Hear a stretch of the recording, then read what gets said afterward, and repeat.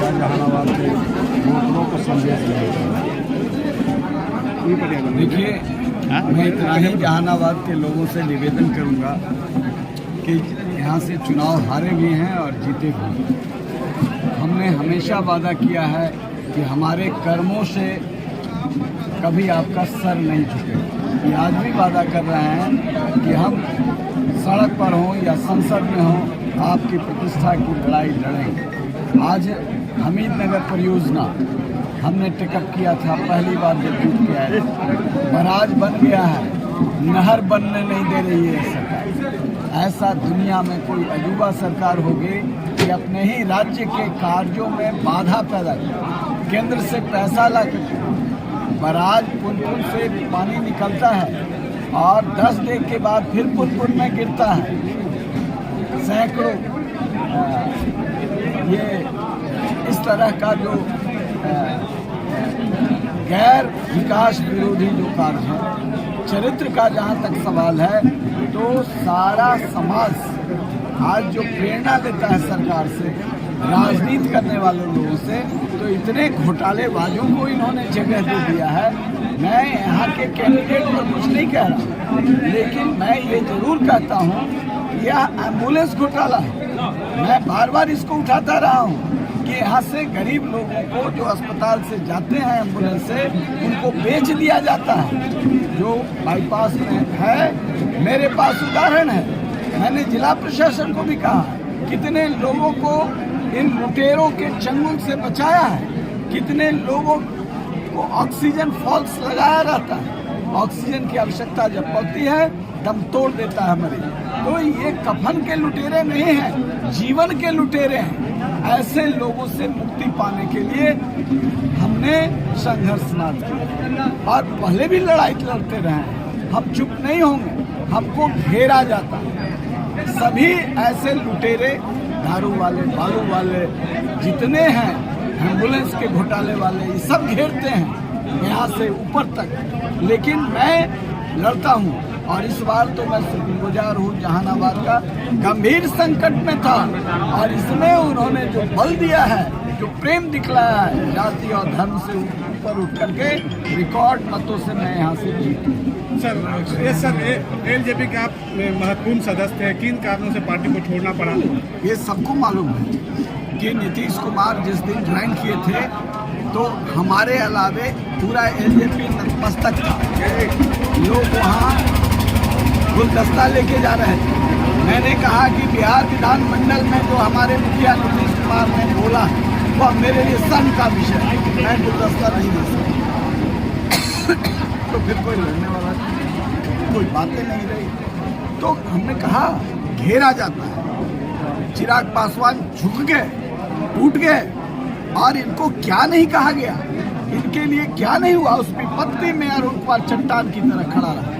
और जब मेरी बात आई तो सब लोग, हम तो जानते थे कि नीतीश कुमार जब इस अलायंस में आएंगे, पहली हत्या हमारी होगी। लेकिन जहानाबाद के लोगों का मैं शुक्रगुजार हूँ कि ऐसी परिस्थितियों में उन्होंने दो हाथ लिया और कहा कि आइए, और नीतीश कुमार को जवाब होंगे।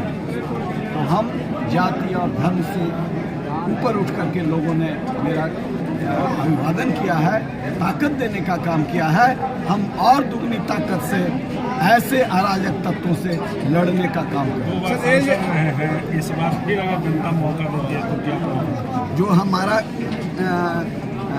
करपी पुरथा जहानाबाद का सिंचाई योजना, जिसका बराज बन करके तैयार है और नीतीश कुमार बनने नहीं दे रहे, कोर्ट में वो मामला लंबित है, मैं उसको क्रियान्वित कराऊंगा। उदेर आस्थान मेरे कालखंड में हुआ, जॉर्ज फर्नांडिस और अर्जुन चरण सेट्टी ने वो फंड उपलब्ध कराया था। उदेर आस्थान बियर से बराज बन गया, लेकिन उसको मोड़ दिया गया नालंदा की। यहाँ पानी फल्गु में पीने का नहीं हो रहा है, ये गंगा का पानी पिला रहे हैं। फल्गु से पवित्र पानी किसी नदी का नहीं है, वहाँ सल्फर है और गंगा के पानी में आर्सेनिक है। तो ये जहर पिला रहे हैं। हम हमारे पुरखे अमृत की जो धारा थी अंतर सलीला फल्गु को और जीवंत बनाएंगे। सर एलजेपी टिकट भी एक बड़ी इच्छा होती है, संसद में रहेंगे तो ज़्यादा काम करेंगे। हम कोई साधु महात्मा नहीं है। समर्पण क्या होता है? समर्पण अच्छे विचारों के लिए होता है, और जहाँ विचार कुंठित हो गया वहाँ कोई समर्पण नहीं। यही मैंने कहा कि मैंने सत्ता के लिए कभी दल नहीं बदला है, मैंने सत्ता के विरोध में विद्रोह किया है। सत्ता के लिए समझौता करता बहुत सारे पद मिले। सर एक आखिरी सवाल, चिराग पासवान 5 सीट पर चुनाव लड़े सर, आपके हिसाब से कितने सीट पर जीते? अब उनका हिसाब अरुण अंकल ने दिल्ली के एम्स में और सफदरजंग में इलाज कराया है। क्या दिया उन्होंने इन लोगों को? 2019 में भी इनको वोट नहीं दिया लोगों ने, उसके बावजूद ये इंसान इलाज कराता रहा कि आपकी बहन बीवी बेटी सुरक्षित रहे और स्वस्थ रहे। तो किस चीज की जरूरत है? नेता हम किस लिए चुनते हैं? नेता हम अपने चुनते हैं स्वास्थ्य के लिए, अपने बच्चों की शिक्षा के लिए। क्या लिया आपको? सुरेंद्र यादव आज यहाँ है, कल सुबह की फ्लाइट पकड़ेंगे चले जाएंगे गया, शक्ल नहीं दिखने वाला आप लोगों को। अरुण कुमार एक लौटे ऐसा नेता है, पिछले लगातार वर्षों से संघर्ष करते रहे हैं। और एक चीज आपको बता दूं, मैं गवाह हूं 2019 का, डॉक्टर अरुण कुमार को नीतीश कुमार जाते ऐसे फोन आता है, आप आ जाइए आपको हम टिकट दे देंगे। लेकिन वो आदमी है जिन्होंने संघर्ष करना चुना, लेकिन नीतीश कुमार के सामने नतमस्तक होना नहीं चुना। ये अस्मिता है।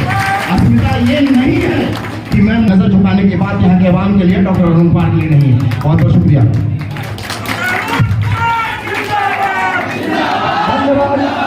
धन्यवाद। अब मैं चाहूंगा सम्मान्य कृष्णा जी आप आए, अपनी कैलाश को रखें।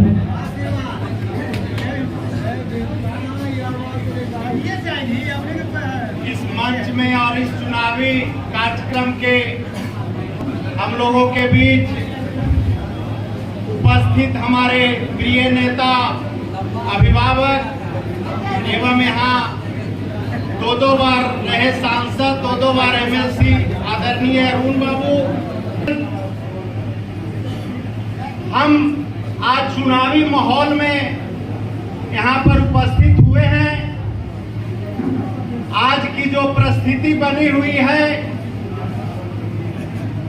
जिस स्थिति में हम लोगों के पास कैंडिडेट भेजा जाता है,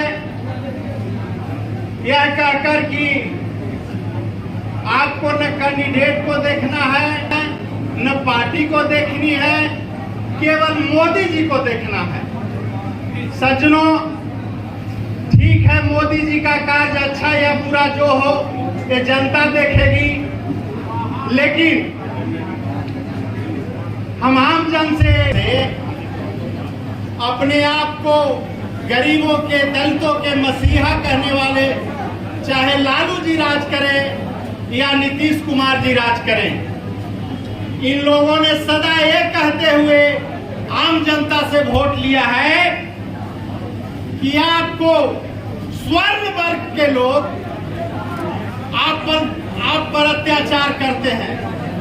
आदरणीय, हम लालू जी से जानना चाहता हूं, नीतीश कुमार जी से जानना चाहता हूं कि जनता ने आपको सारी ताकत दिया है, तो ये सामंती जिनको आप कह रहे हैं स्वर्णों को, इन्होंने कैसे दबाने का काम किया जब सारी ताकत आपको 30 साल से है? एक गरीब मरहूम लोगों को आपने कैसे नहीं उठाया? ये तो आपकी कमी है। और आज दूसरे को थोप कर दो समाज के